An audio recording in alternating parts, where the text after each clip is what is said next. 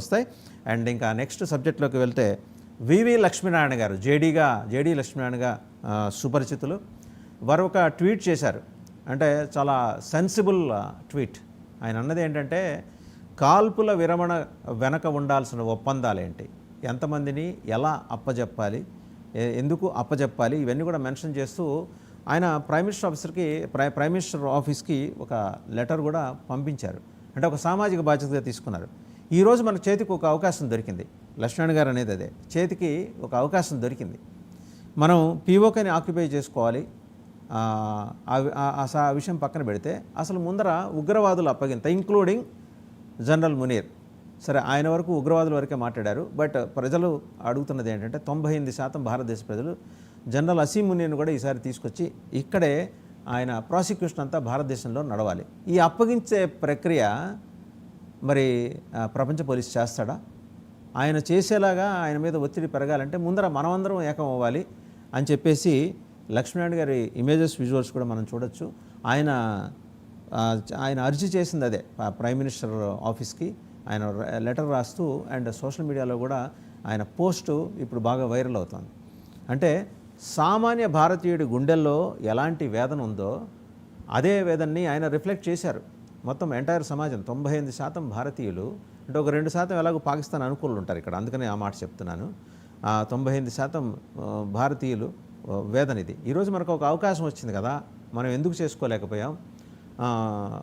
కాల్పుల విరమణ ఒప్పందానికి సంబంధించి అసలు ఎవరు ఫోన్ చేశారు, ఎవరు ముందర ఇనిషియేటివ్ తీసుకున్నారు, ఎవరు మాట్లాడటానికి ముందుకు వచ్చారు? తీరామోసి కాల్పుల విరమణకు సంబంధించి మరి ముందర మాట్లాడింది పాకిస్తాన్ వైపు నుంచి అని వాళ్ళు ట్వీట్ చేశారు. వాళ్ళ ఎక్స్టర్నల్ అఫైర్స్ మినిస్టర్, మన ఫారిన్ సెక్రటరీ కూడా మాట్లాడారు, విక్రమ్ మిశ్రీ. ఆ తర్వాత సాయంత్రం మళ్ళీ కాల్పుల విరమణ ఉల్లంఘించడం మీద కూడా మాట్లాడారు. 2 సార్లు ఆయన మాట్లాడింది చూద్దాం. పక్కనే లక్ష్మీనారాయణ గారి ఇమేజెస్ కూడా మనం వీ కెన్ సీ. మన విక్రమ్ మిశ్రీ ఏం మాట్లాడారో ముందర చూద్దాం. మన foreign secretary just only 1 line చదివారు ఆయన. It was agreed. Good evening, ladies and gentlemen. I have a very brief statement to make.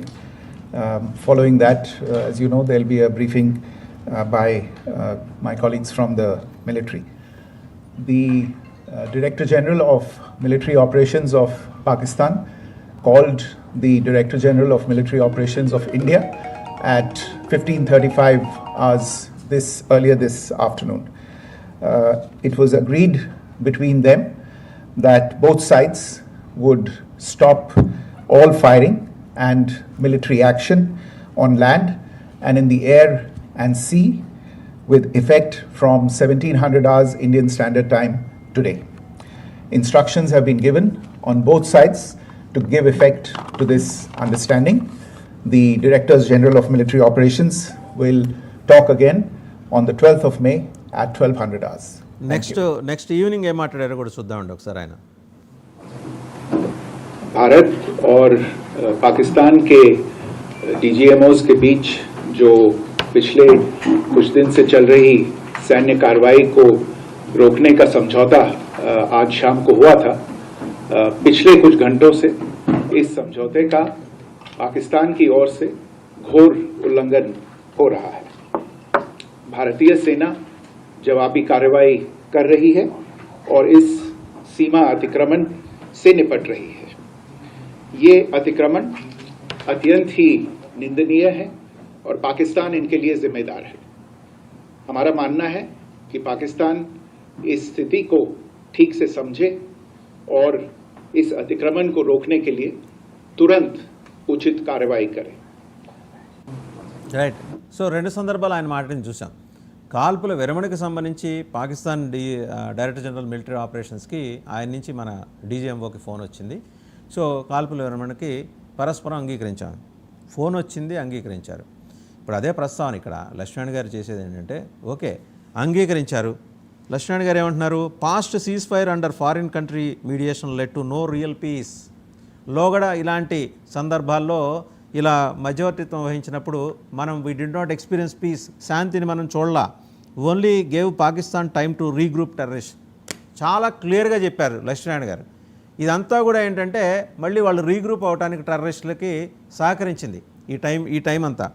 This time it should be made clear that terror elimination is non negotiable. ఉగ్రవాదుల ఏరివేత అనేది అసలు ఇక్కడ ఈ విషయంలో compromise అవడానికి వీల్లేదు, ఖచ్చితంగా ఏరివేసి తీరాల్సిందే.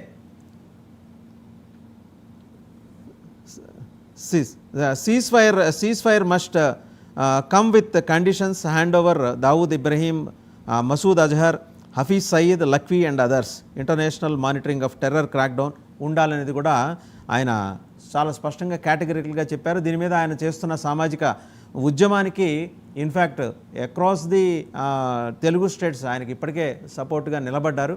ఒక సోషల్ కాజ్ కోసం, దేశ సమగ్రత కోసం, టెర్రరిస్టుల బారి నుంచి మనల్ని మనం కాపాడుకోవడం కోసం లేవనెత్తిన ఒక కాల్. అండ్ ఆయన ఇచ్చిన కాల్కి ఎలాంటి రెస్పాన్స్ వచ్చిందంటే సోషల్ మీడియాలో ఇట్ రియల్లీ అమేజింగ్.